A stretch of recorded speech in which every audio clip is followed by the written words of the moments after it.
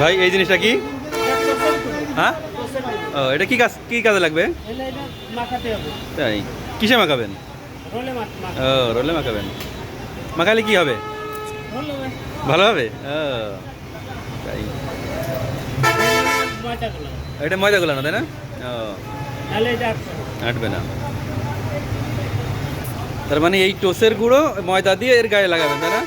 ও তাহলে দেখি আমরা কিভাবে লাগাই। এটা প্রথমে ময়দার ভিতরে ডোবা দিলেন, হ্যাঁ, এরপরে মাখালেন, তারপরে